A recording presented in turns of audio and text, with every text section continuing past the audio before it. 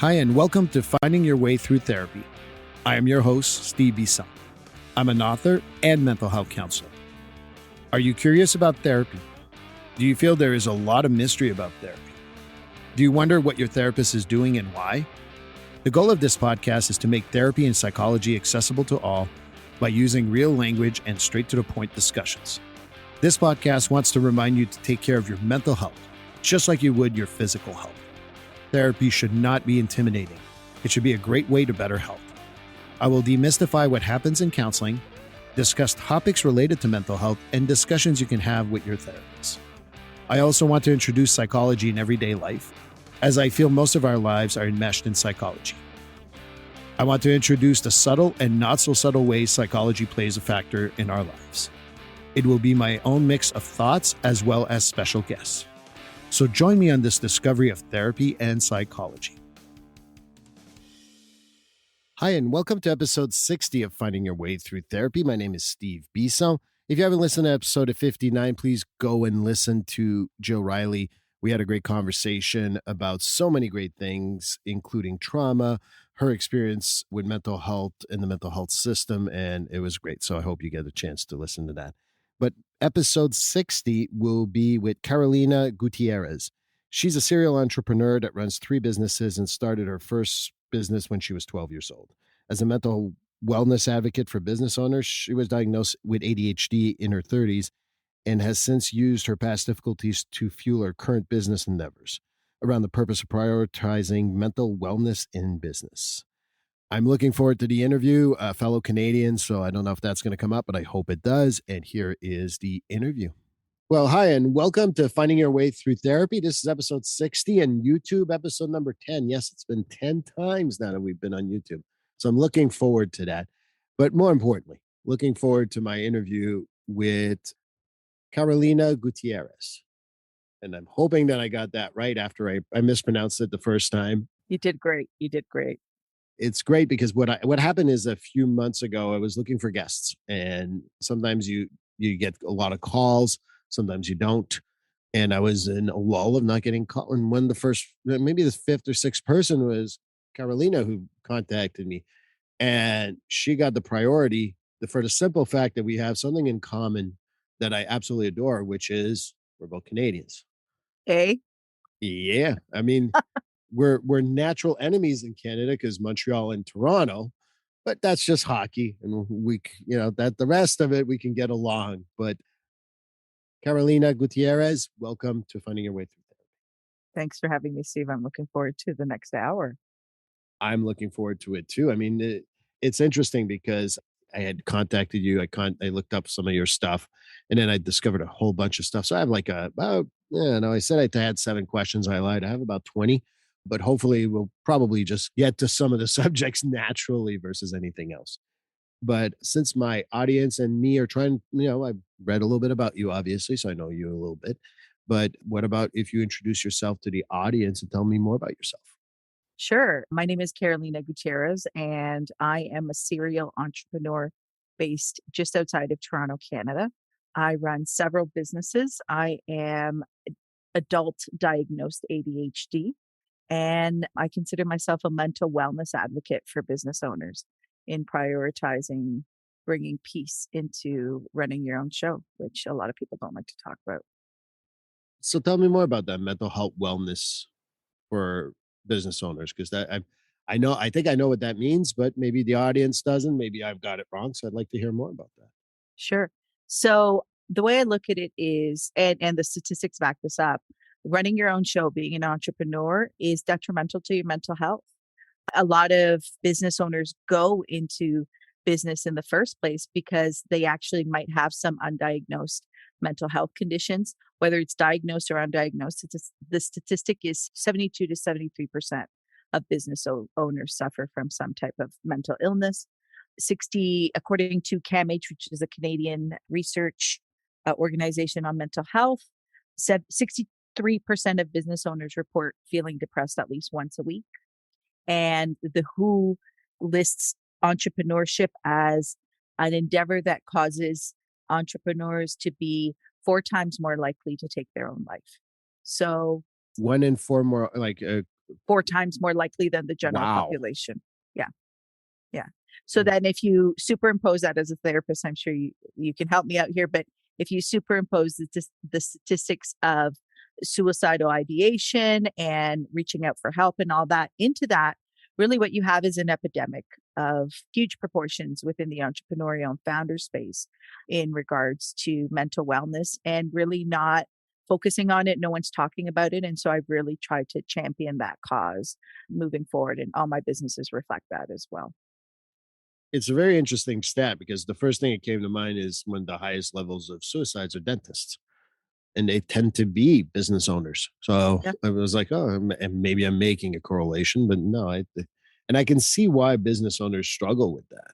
What has been your experience for those people that have come in and talked about this? Because it's not something that business owners like to be independent, but Mhm. because their hyper independence kind of like plays against them in some ways. It isolates them. Okay, what does Yeah. that mean? So they don't have the natural supports that non-business owners would have. So for example, you might have a home family and then you have a work family.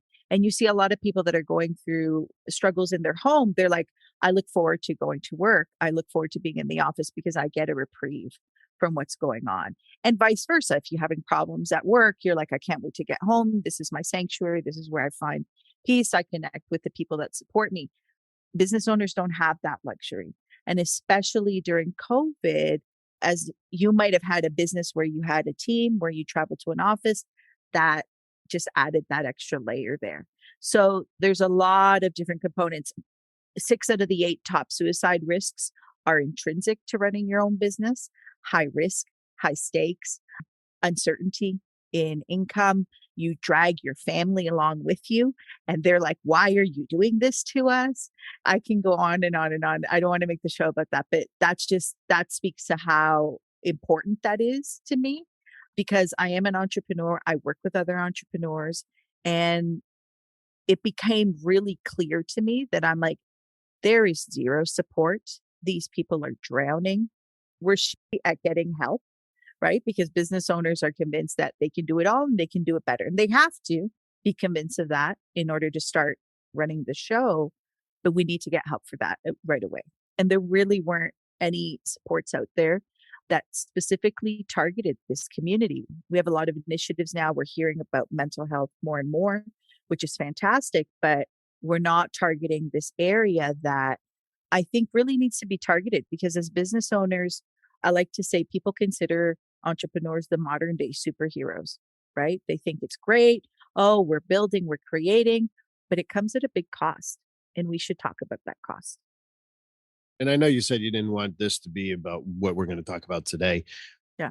but suicide is one of the things that near and dear to me, in the sense that, if I can prevent any suicide, it will be a gift I gave someone, hopefully. Absolutely. So, Absolutely. I appreciate what you said, but I also think that it's always important to talk about the hard stuff. For me, it's not, Mm, we can talk about the fluffy stuff, but finding your way yeah. through therapy has always been known as, we go wherever people don't want to go, and there's swears in there too. So yeah, don't worry about permissions for that. Always feel free to swear.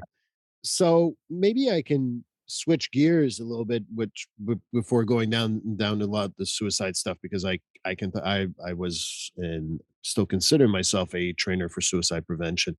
So for a long time, working on a crisis team, working with the state of Massachusetts for a while too, or the Commonwealth as we have to call it here. How about you tell me more about how you got to doing that job? Not only that, but you have other ventures that you're doing. You're I like do. a Yeah. serial entrepreneur. So how does Carolina get there, basically? So I was undiagnosed ADHD, and I had started my first business, which was a hypnotherapy practice. I have an education in social work, and I worked with a local psychologist dealing with car accident victims. Here in Ontario, where I live, the province of Ontario, there was coverage for that under your car insurance. And so I love that work. I consider myself a healer at heart. And for me, I can see people's pain really easily. And there's nothing more important, I think, in this world than it is to work with people in helping them with their pain. And so that was something that I did for a while. Then the legislation changed in the province, and I went from a thriving practice of 8 to 10 new clients a month to 4 in a year. And it devastated me. And I had not prepared because I didn't consider myself an entrepreneur. And I said, oh no, what am I going to do now? And so I said, okay, I'm going to go back to school. I'm going to get my master's in social work because I wanted to become a licensed counselor covered through regular extended healthcare plans. And I knew there was something off. I didn't consider myself a dumb person, but I said something. I knew that my follow through wasn't great. And I was just like really worried that I was making this effort. And I wanted to make sure that I covered all my bases. So I went in thinking that I was going to get a learning disability diagnosis. And I walked out with an ADHD diagnosis. And that rocked my world. To be honest with you, I wasn't expecting it. I was livid for the first 3 months because when they presented it to me and I started doing my research, I looked back at my life and I was like, yeah, that's pretty clear that that was the issue. And I just could never kind of put my finger on what was going on, the problem. And so I had started one of my businesses, my current business called Business in Order. I had started that while I was in school because I needed a part-time job, never thinking it was going to grow into anything. And I fell out of love with my program and my business continued to grow. And it's grown into, I manage a team of 8 and I help several business owners incorporate technology, process improvement. I say that I provide peace, time, and profits. And I always lead with peace. Peace is super important in all of the endeavors that I take on because I think that ties into mental wellness. But what that business did for me is I got to see behind the scenes of all these businesses and I got to see the pain that chaos can bring into a business owner's life on top of the numerous other stressors that come with running a business. And I kept saying, I wonder why there isn't any support. And it would just sit in the back of my mind. And it continued. And COVID really kind of blew that open for me. It was a big personal transformation time for me, lots of time to think, lots of time to let that inner voice kind of really come to the surface and say, you need to shift this. You're the solution that you've been looking for all these years for these business owners. And Soul Circles, my peer support program, was created from that, really. It was from seeing the need. I'd love to say that it was coordinated and well thought out, but it wasn't. It was just, I kept saying, all these people need so much help. They're struggling. And traditional therapy might not be doing enough for them. I knew some of them were in therapy, but the value of peer support and you seeing your story come out of someone else's mouth and the impact that that has. And I think also the statistic that really just shook me to my core was there's an Australian study on suicide, I believe it's 2018 or 2019, that 63% of people that took their life, or maybe 65, had reported to their primary caregiver that they had no suicidal ideation. And so I said, okay, so these extremely independent individuals that are entrepreneurs that do things a little bit differently than the general population and are used to being alone, this might be speaking about them, that somebody sitting in a room, and no disrespect to you, Steve, I think that there's a lot of different forms of healing that we should all incorporate what works for us. But I said, regular therapy might not, obviously the numbers are saying it's not enough. And so what can I create? What can I come up with that would bring the support that these people needed? And that's where my Soul Circles program started. Well, let's start off with, it'll be hard to offend me. Okay, Let's start good. off with that. Number 2, there's so many things that you said that really struck me. And again, I was going to joke around. I love my Quebecer friends and les Québécois, but we don't get offended easily as much as CTV or CBC might report. As much as us uptight Torontonians. I said it. Don't worry. I said it. No, yeah, no. My dad used to call Toronto the center of the universe because he worked for a company where the head office was in Toronto. Mm. But anyway, we could go on about Canada. I'm getting off Yeah. subject here. Sorry. You brought no. That's fine. I mean, that's what the point is of this Yeah. podcast. I think people like to get a little bit of that banter too. Yeah. One of the things you said is that when you got diagnosed, right before you got diagnosed and had trouble with paying attention, or I don't know exactly the words you used, but you said you felt like a dumb person. It really struck me because a lot of people with mental health, they feel normal, but now they have a mental health issue. They're a dumb person. They're not normal. Yeah. Do you feel that that's probably why a peer support can be a lot more effective than, again, individual counseling or traditional counseling? Absolutely. Absolutely. Because one thing is for you to get help, and another thing is for you to have a conversation with somebody that shares your lived experience. It's kind of that scenario of when you're talking to somebody that's never been pregnant. Like there's just no comparison, right? Like that's probably why there aren't any male midwives, or if they are, I've never heard of them, right? But Very it's few and far between, for sure.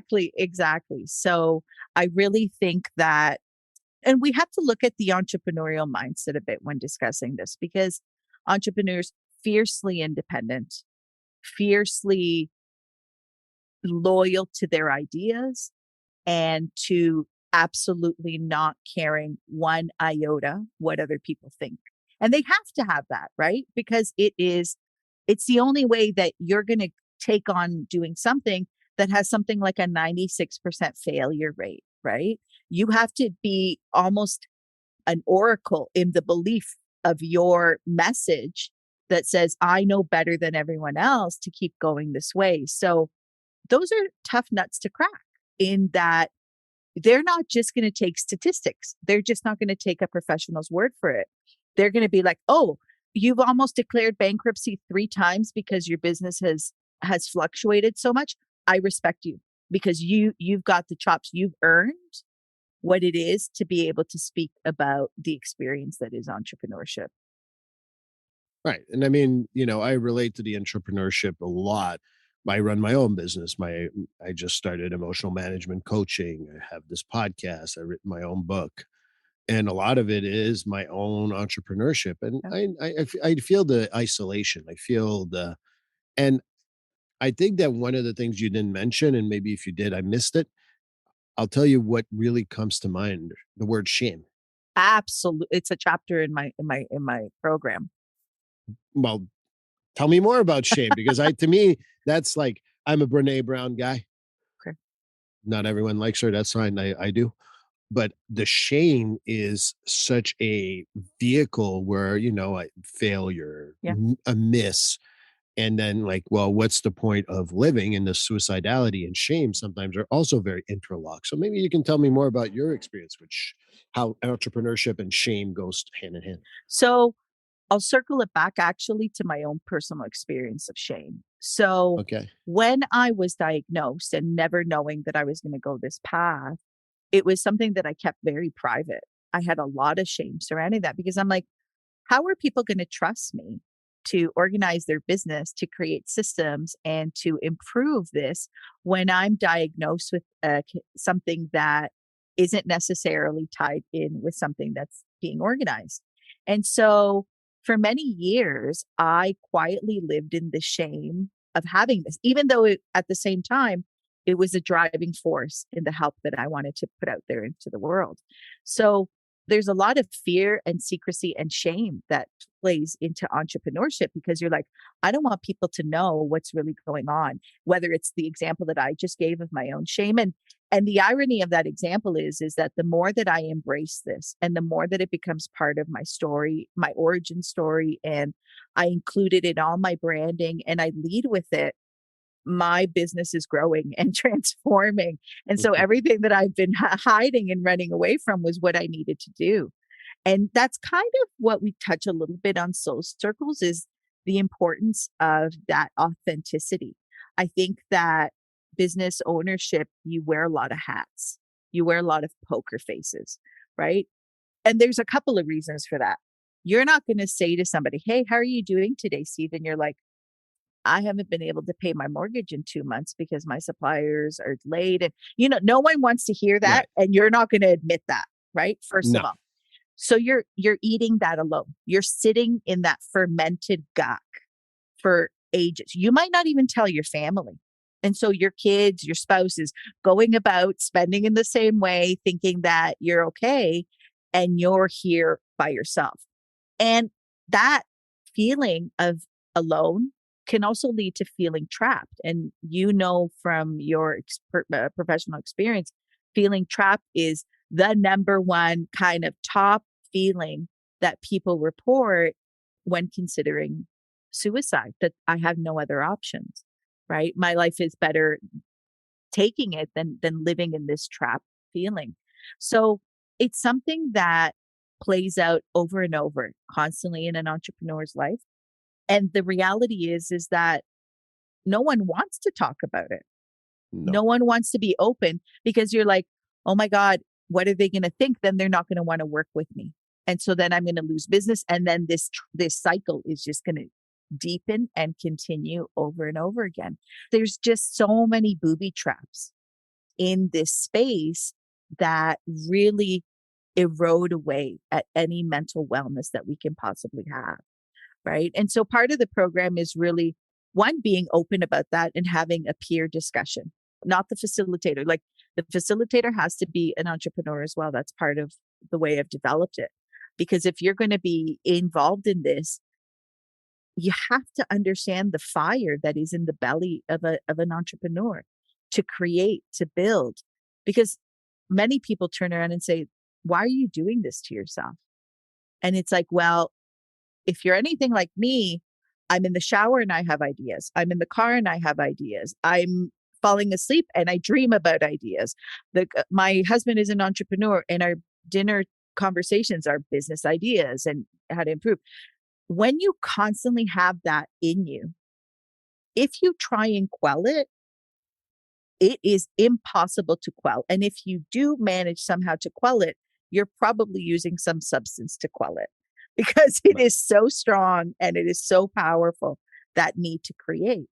So anyway, but going back to what you were saying, it is intrinsically connected into that scenario. Yeah, and I like the idea too, because when you do have a lot of creativity, as you said, and you have entrepreneurship, you got to get a lot of ideas. The other thing that I think that seeps in for a lot of people is, why didn't I pursue idea 17 versus idea 27? Yeah. And this constant feeling of failure. And it's not failure, in my opinion, but again, I work with a few entrepreneurs myself in my private practice and my coaching job. So how do we kind of like also work on, not all ideas are going to be home runs, and sometimes a home run is going to slip out of your hands. Yeah. Yeah. And you got to be okay with that. That's actually part of membership into this club. Right. It's a club that never stops asking you for dues, and the dues are expensive every time. Number one.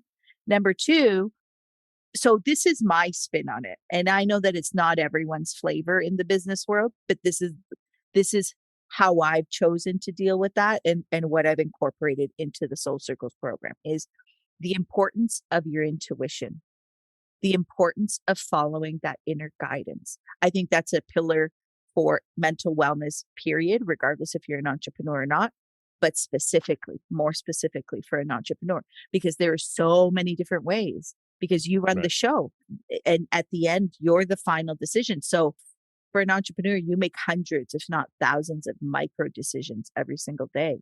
How are you being able to really kind of carve that path instead of being caught up in all the details that running a business can constantly put in front of you? And I'd love to get back to Soul Circles, because I think that there's so much we can talk about the peer support group. For me, I go back to a little bit of, and I can't remember the exact stats on AA, but it was something like 68%. If the number's off, please know, you'll look it up and someone can write to me.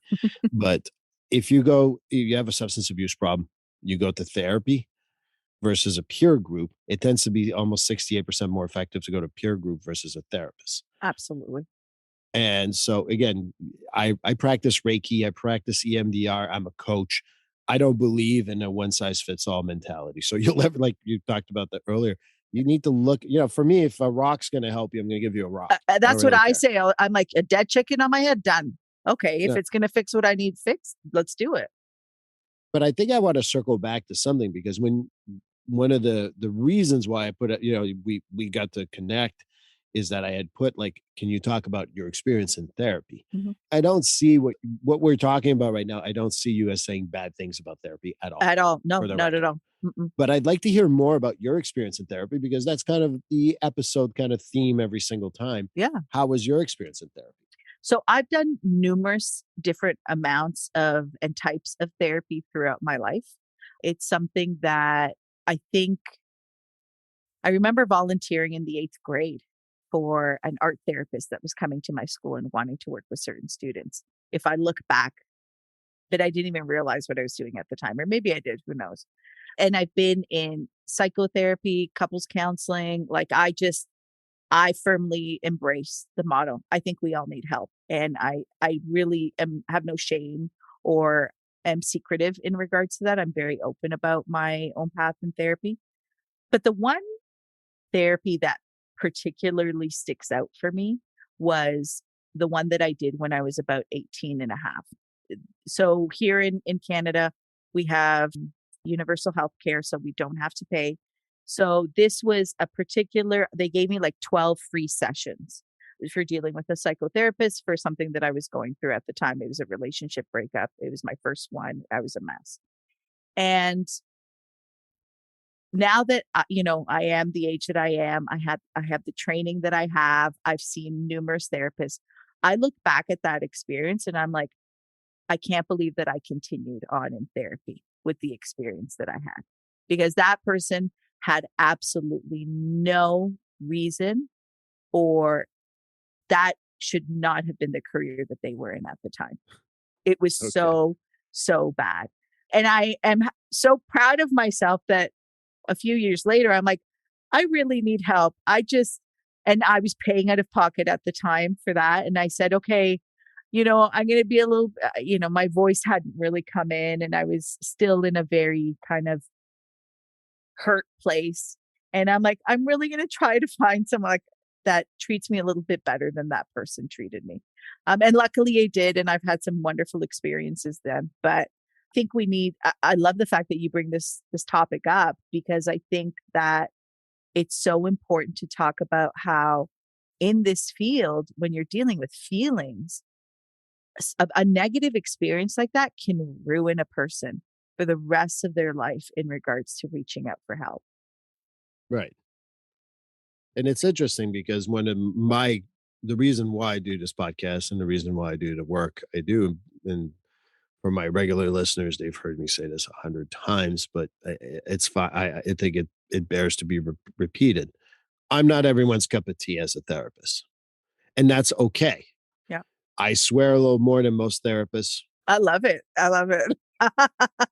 I come from a long line of direct people. Mhm, mhm. So my style of therapy can be supportive. I'm not saying I'm not supportive, but I'm also kind of direct, which can be, not the greatest for some people. And what you did was fantastic because it wasn't whatever that person was going through. It wasn't your type of therapy, whatever. And and then you're like, no, I'm not going to give up. And I tell people it's not about CBT, DBT, EMDR, coaching, peer support. No, it's about the relationship. Absolutely. And Absolutely. so what you did was fantastic because when you have I can't remember. I remember vaguely from years ago reading something about if you have a negative experience in therapy the first time, you're 50% more less likely to continue therapy Mhm. ever. Yeah. Yeah. And I want to break that. If there's one thing I can change in life is that just change that because maybe it's not a male, maybe it's a female, maybe it's less direct, maybe it's a more direct, maybe it's 30 minutes, not 60 minutes or 45 or whatever. But I think that what you did was I give you a lot of credit. What do you think kind of like made you persevere through that? Because that is My kind of pain, difficult. the level of my pain, What do you mean by that? the level of hurt that I was personally in dealing with the life circumstances that I was at the moment, I was drowning. I was absolutely drowning. And there was probably how many years was that? So I was 18. And then I started again when I was about 22. So it would have been 4 years where I was like, this was just getting worse and worse. And like I look back at it now and undiagnosed ADHD, my life was kind of chaotic. I came from, I had abandonment issues. My dad left when I was 2. Like we can go into the specifics of what that was, but Right. I've worked on that enough that I'm comfortable sharing that. But at the core of it was just the realizing that it can't always be like that. And when I speak to people about therapy, whether it's on a professional level or on a personal level, friends, I said, you shop around more for shoes than you do a Right. therapist. Yet you're opening your heart. You're opening the most sacred part of you and your story to somebody that you're just going to, whoever named them, you should just sit there. I'm like, you need to interview them. If they don't have, like an initial 15-minute meet and greet, that probably is not the person that you should be dealing with, because a good therapist is going to know that that rapport is what's important and that trust that you're building with the people that you're seeing. And it shocks me how people are like, and I would say 9.5 out of 10 are like, I never thought of doing that. And I'm kind of like, what? What do you mean you never thought of you interview a contractor? I'm like, you're not going to Right. interview someone to open your soul up to? I'm like, that just sounds ludicrous. So I think that that's really, and maybe it comes from an empowerment place. Like, I don't know. I haven't thought about it enough, but I'm always very surprised when I get that reaction when I share that. I think that empowerment has a lot to do with it, number one. I also think that pride Mhm, plays against a whole lot of people. mhm. See, therapy is not for me. That one time with that one person never worked. Yeah. Well, that's not how it works. You don't go to one contractor. He doesn't know how to fix, make your pool in the backyard or something. Like that's it. No contractor will ever help me. No, you're gonna go shop a few more before you go, okay, maybe no one could put I don't know, pool over a septic tank. Maybe there is. I don't know. I'm a therapist. I don't know that stuff. That's not your specialty. But point being is that that's absolutely true. And I think that it takes the pride gets in the way because it was already hard enough to reach out. Yeah. For me, when people say, you know what, I don't like your style, I'm like, perfect. I have like 4 or 5 other people I can recommend. They're like this, they're like that. What do you want? People like, you don't feel threatened. I'm like, why would I feel threatened? Mm-mm. And so I think that what you did is not only brave, I think it's took away your pride. You didn't get your pride in the way. Hi, I'm just taking a quick break of this interview to let you know that I've truly enjoyed doing 60 plus episodes of Finding Your Way Through Therapy. And I just want to remind you that when we're doing these podcasts, it's a labor of love. And what I mean by that is that there's not much revenue. It takes time, it takes money, and you need to distribute it and things like that. So one of the things that I was hoping to talk to you about is being able to help me out. You can always give a review, which is always beneficial. But more than that, I really want you to go to buymeacoffee.com/Steve Bisson. And the reason why I wanted you to go there is that you can give a donation of any kind to support this podcast that you hopefully have gotten a lot from. And any type of amount will be beneficial for me. And I just want to make sure that you can support me by doing so. And let's get back to the interview. How do we encourage people not only to be brave about their mental health, going to a right therapist and finding the right match, but even more so, we talk about mental health in the business world. Yeah. If someone has diabetes and needs to take time because their blood sugar is low and all that, we don't bat an eyelash. Someone's having a hard time with anxiety, having a panic attack and all that. Oh, they're crazy. Yeah. Yeah. How do I mean, I call it, I think one of my guests mentioned mental health informed. That's what they used as a term. I think that you talked about being how to get them to prioritize that in businesses. How do we do that? So it's funny that you should say this because I spoke to a marketing person about my program. She has a similar idea. I would say not as similar topic. Right. Execution is very different, but hers focuses on women. And she just blatantly came out and said, "Oh, honey, you cannot sell it as a mental wellness for business. You cannot do that. They just won't. They won't respond to that." So, and I'm like, okay, well, how do I approach this? And she said, you have to let them know that it's going to make them a better business owner. So it's like speaking their own language in order to get them the help that they actually need. And I Right. would say that maybe I'm wrong, I don't know, but I would say that the pride level of a business owner is a little bit higher than the general population in that they have to keep that poker face. So I know for myself, the way I've started to tackle that is through radical honesty. And so Okay. in sharing my own story, and I really am trying to kind of pioneer that a bit. Like you're hearing more and more about the importance of this, but I'm diagnosed with anxiety and ADHD. I have been through several bouts of depression in my life, but I always come back to I just don't know everything. It's impossible to know everything. So I'm good at certain areas, but I'm not good at other areas. And Right. I would never cut my own hair, right? I would go to some, I can't, as much as I have training. I do, but You that's do? okay. Okay. But as much as I have training, I can't have the introspection and Right. the sounding board that someone that is not has my life experience and my filters to try and address some of these things that pop up in life. Right. And the reason why I made that joke for those who don't watch the YouTube channels that I'm bald, just shave my head. Lucky So you save lots of money by not being able to cut your own hair. you know what? I buy a clipper every 5 years, cost me 35 bucks to 50, well, probably 50 now with inflation, but lasts me 5 years. What's that? 10 bucks a year? There you go. Pretty cheap. Perfect. But no, and I think that what I found with businesses and part of my business by coaching is a little bit about that. And it's like kind of exploring with businesses that the better people know how to manage their emotions, the better people know to manage.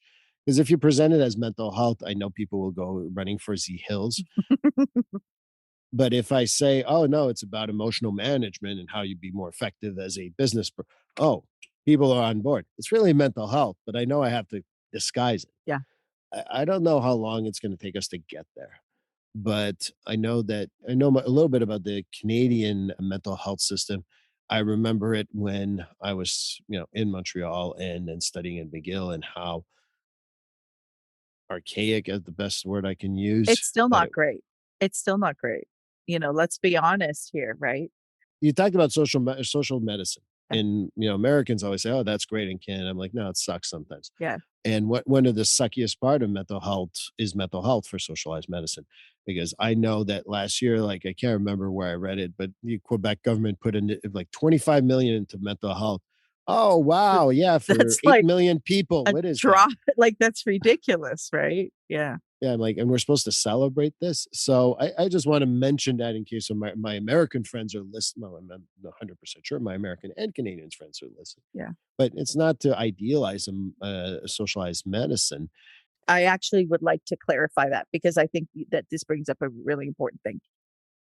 That free help that I received was for a special program for youth. I was at the top end. I was at the end, like I was just fitting into that program, which was emergent. It was like an emergency or like not emergency, but what was it they called it? Like immediate need type Okay. of to address whatever it was. I got those 12 free sessions. That therapist refused to give me more than six. So, and I was like, but don't I have more sessions? And she goes, yeah, you're not going to come back. And I was like, so it all has problems. And this is an issue of the magnitude that it impacts all our lives. And regardless of the country that you're in, it needs to be better addressed. Right. Yeah.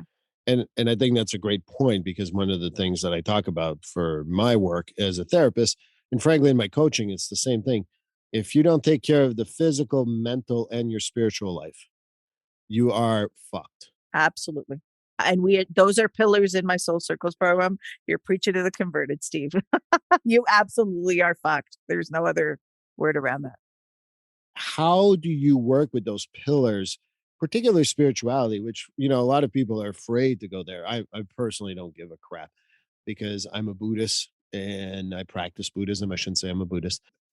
And I tell people, like, we accept everything. That's what Buddhist principles are, as long as it doesn't harm people. Mm-hmm. But a lot of people with spirituality are like, oh, you don't like Jesus, or you don't like Ganesh, or you don't like Abraham. Like, no, it has nothing to do with not liking anyone, just a choice. Yeah. How do we make maybe people embrace that spirituality, especially in your peer support? I apologize. So it's one of the modes of resiliency. And so we discuss different modes of resiliency when it comes to creating a healthy setup for mental wellness and having people that you can speak to, having organizations or causes that are important to you, recognizing and honoring what values are there. If you look at that, that is mission, vision, and values in a business, right? So we're translating that into your personal life. So I know it might sound a little kitschy, but I really try and speak the same language so that they're understanding it. Because the reality is that as much as I love entrepreneurs, I speak business and feelings fluently. Most entrepreneurs do not. And you've probably come across that, right? It's one or the other usually. Exactly. And so the minute that I start talking about feelings and emotions, you can just feel the energy shift in the room, and you can feel, and you almost see their faces go white, because it's like, I don't feel comfortable talking about this. I don't want to share this. So I really put it in a frame. And I think that's what makes my program unique, is I put it in a business framework for them, even though part of my program is you're not allowed to talk about your business. So it's like she's speaking my language.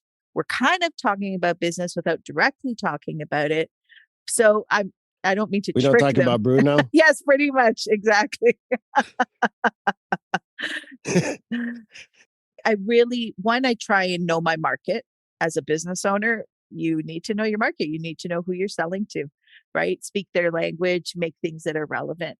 But it was interesting because I was worried about the spirituality stuff, but I think that our world is shifting and people are more and more craving that, whether they recognize it as that or not.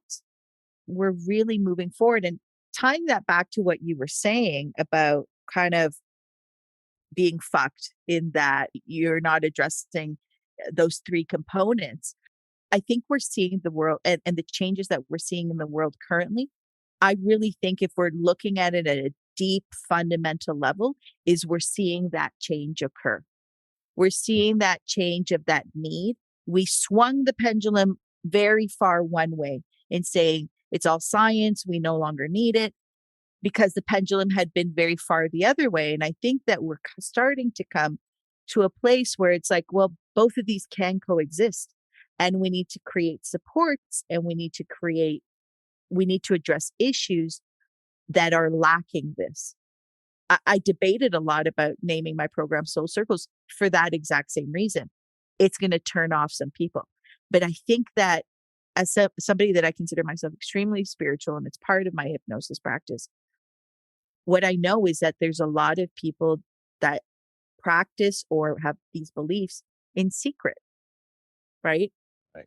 They might not say it, and they'll never admit to it. But on my podcast, I had the opportunity to introduce a PhD candidate that deals with medical science literature, I believe was what they said. And she said, I have taken my education to this level because I want to have spiritual conversations with these scientists. And she goes, they are the most spiritual people that you'll come across. You just got to give them the opportunity, one, to feel safe, not to be open about it, right? Create that safe space, and to speak to them in a language that they understand. So I think the whole world needs it, and why it's such an important part in my program. I think I was going to break in the song. What we now need, what the world needs now is love, sweet love. But for people who are younger, I'm sorry, you won't get it. That's fine. The other thing that I think that is important that you mentioned in your when I was reading a lot of stuff online and even here is neurodiversity. Yeah. Yeah. To me, I heard, by the way, 100% agree. But let's say I don't know what that means. What neurodiversity means? Yeah, what does neurodiversity means, and how does that impact my life in general? So to me, neurodiversity means that I process the world a little bit differently than other people. Okay. Aside from that, I think that there are a whole bunch of other things that go along with that, but it at its fundamental level, I think that that's what it means. So, for example, part of my neurodiversity is my hearing is extremely sensitive. So, loud noises, loud music, being in an environment where there's a lot of people talking at the same time, I can't process that. Right. So, luckily, we are in a world that is starting to understand that.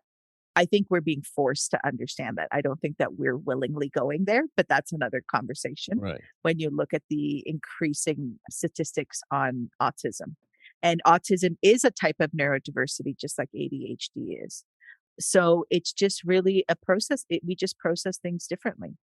And I look at it now, instead of looking at it as a hindrance, I look at it as part of my superpower. It's part of why I can run 3 full-time businesses that all make money, that I have teams that, and the ideas just keep coming. And I used to hide my neurodiversity because I thought no one's going to take me seriously.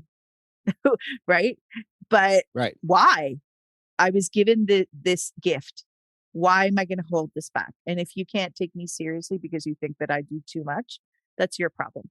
But if you look at titans of industry, they do tons of stuff. How many things does Elon Musk get involved in? How many things does that Virgin guy do? They're, it's just they diversify. So why am I holding myself back? And COVID really helped me with that. Really helped me kind of shift that. Right. And I think about neurodiversity. I also think about the increase in autoimmune issues that we have, Absolutely. particularly Crohn's disease, which is a dear thing to my heart due to a friend of mine. And I know that I was reading in Journal de Montréal very quickly today how those numbers have kind of like increased steadily in the last 2.5 years. And we had a pandemic 2.5 years ago.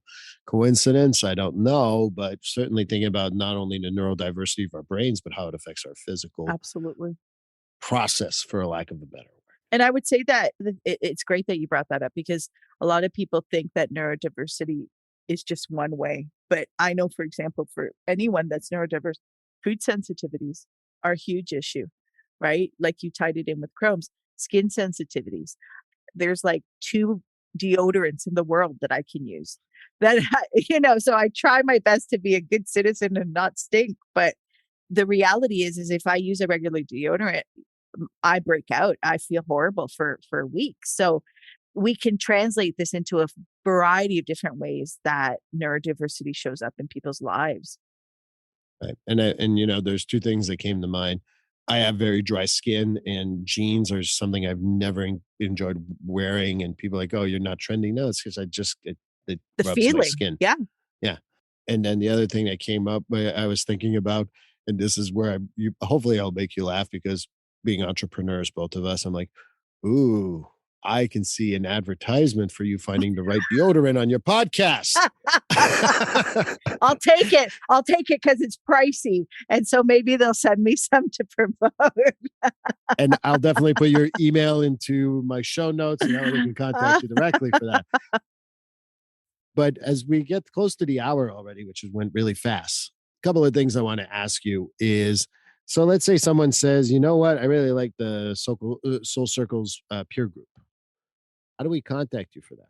So currently, I am looking for pilots to run 2 different versions of it. And I am looking for Chamber of Commerce, venture capital firms, incubators, entrepreneur centers. My goal is not to recreate the wheel. I'm not going to try and recruit independent entrepreneurs into this program. I want places that entrepreneurs already trust and already Right. go for help in order to run programs through there. So if they're looking for me, great, I'll put them on a wait list. My goal is to be able to sell this program across the world. I want wherever it is that you have, just like AA, you can walk into a meeting in any city and kind of get that help. I'd love to create that model with this. And you can reach me for any of my information at bookcarolina.com. And it talks about all the different projects, my speaking and things of that nature. And I'll definitely put that in the show notes. Awesome. The other thing too is, I was telling you pre-show when we were having a pre-interview, I feel so embarrassed. You have a podcast. I haven't listened to it. I feel so embarrassed. That's okay. How about you tell me more about your podcast? So that way, not only me, but my listeners can tune in. Sure. Thank you for giving me the opportunity. It's called the Voice Within Podcast, and it's all about personal stories of intuition. Because I think that I really feel in my heart of hearts that if we created a world where people were able to listen to their intuition more, we would have a different world. And so I really wanted to create, and because it is a pillar in my Soul Circles program, I wanted to create a show where it discussed how intuition shows up in people's lives.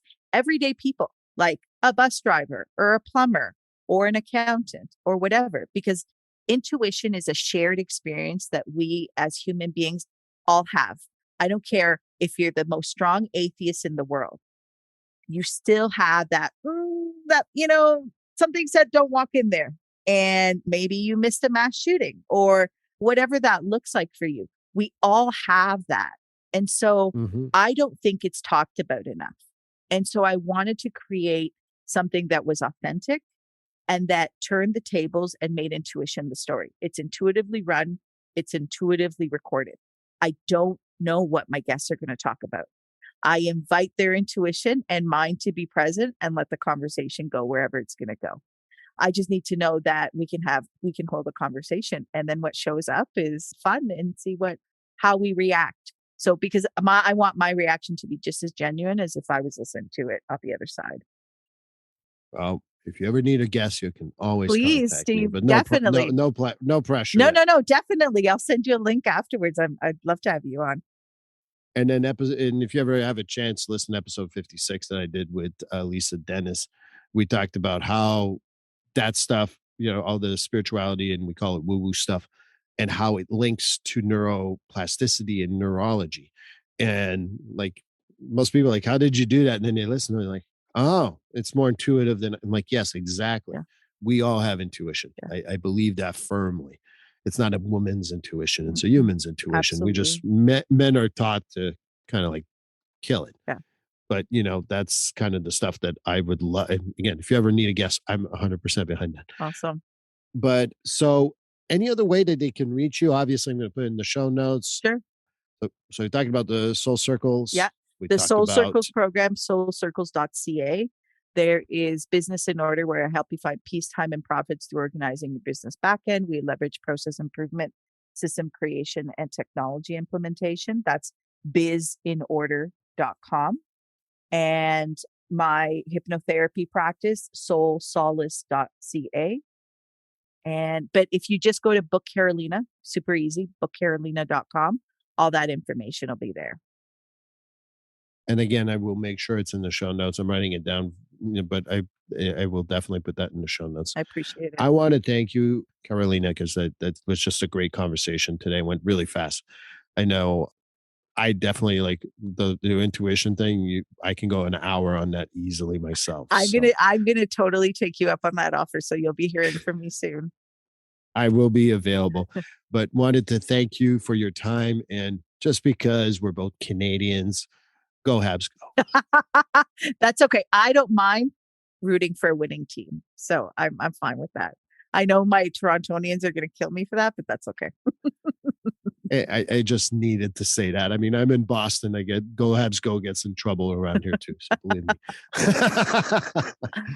So thanks a lot. Thank you, Steve. This was great. I appreciate it. Well, this concludes episode 60 of Finding Your Way Through Therapy.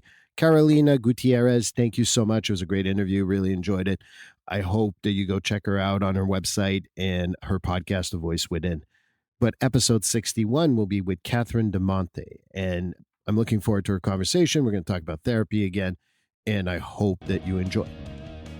Please like, subscribe, or follow this podcast on your favorite platform. A glowing review is always helpful. And as a reminder, this podcast is for information, educational, and entertainment purposes. If you are struggling with a mental health or substance abuse issue, please reach out to a professional counselor or therapist for consultation.